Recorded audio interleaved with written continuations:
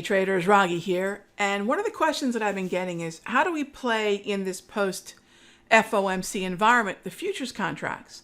And not necessarily focusing on the indices, because we've talked a lot about that. And as I've mentioned, we're better off focusing on the individual outperformers at the sector and the individual stock level. But what about futures, and what about good old-fashioned grocery store commodities that I've been trading for, since I was 15 and a half years old?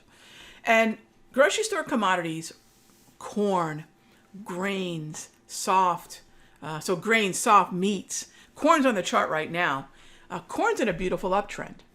And we see that because we have bullish momentum, bullish trend, and the green grab candles, which, by the way, are part of the TOPS layout. And you can download free over at countdowntrader.com. And I have this layout with TOPS tools specifically, really as the foundation of my trading. I think it's really important to have some basic classic tools. In this case, these are free as the foundation. And then if you want to put premium tools on top of that, fantastic, right? But this is a great foundation for anything that you'll do going forward in your trading career. And here you can see that we have a really nice uptrend. This is the inflation narrative, gang. This is the Federal Reserve continually communicating to the market that we're going to battle inflation. And this is not an easy battle, nor will it be a short one.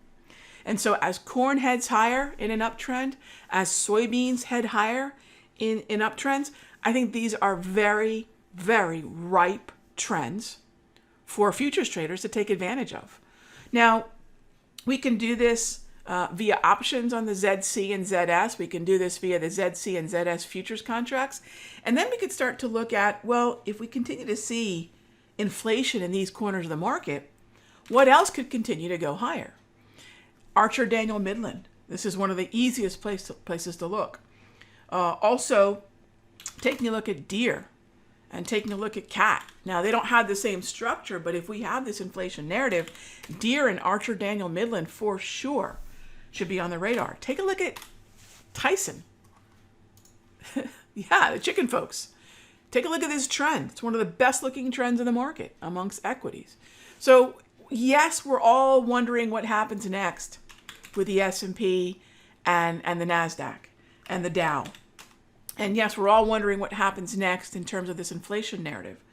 But there are places, that we often tend to overlook as futures traders, like grains, that have wonderful trends. Now, what about treasuries and currencies? Well, if you've been following the content here for any length of time, you know that I'm a dollar bull, which means we're also a euro bear. It's the same thing. If you're bullish the dollar, that could be DX, that could be UUP. You're bearish the 6E or the FXE, because the US dollar and the euro have a very tight inverse correlation. In fact, that correlation is somewhere in the vicinity of about 70, it's a very high correlation. In other words, if the euro goes higher, the dollar goes lower. It's almost tick for tick. Now, in this case, the euro is going to be a much better play on the dollar because it's not part of the basket. So think about trading 6E instead of DX. And then, of course, yesterday's post-Fed, we know what happened with bonds. We know what happened with the 10-year and the 30-year.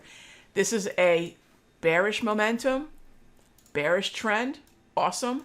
That means, so if you have two red here, that equals short the rip, right? So if we bounce into, take a look at this automated Darvis right here.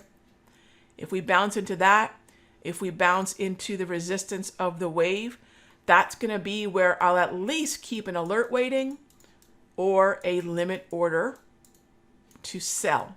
And that's the way I like to take advantage of a short the rip. So you can start at the 21 propulsion, the 21 EMA, and that'll extend all the way higher to the 34 EMA on the high, right? That's the zone. And then if you want sort of a initial level, I like that Darvis level there, very close to the 34 EMA on the low. And then take a look. We have another Darvis back here lining up with the 34 EMA on the close, the middle line of the wave. So keep an eye on ZN, and that's going to keep the pressure on tech, so be careful. Tech is of the three major indices, the only one that's both bearish momentum and bearish trends. So this is also short the rip.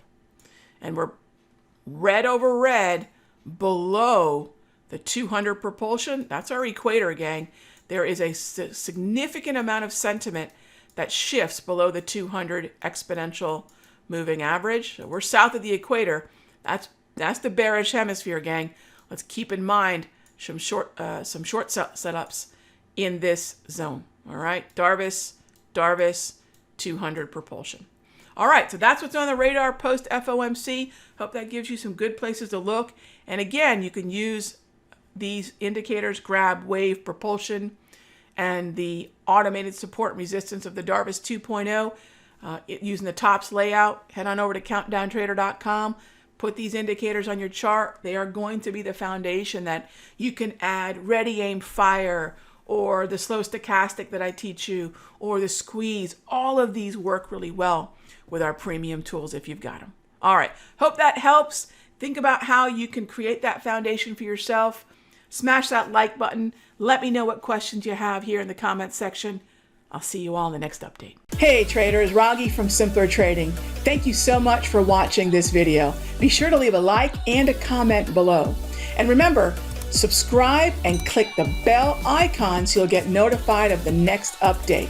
And when you're ready to join me for live trading, be sure to head on over to simplertrading.com. I'll see you in the next update.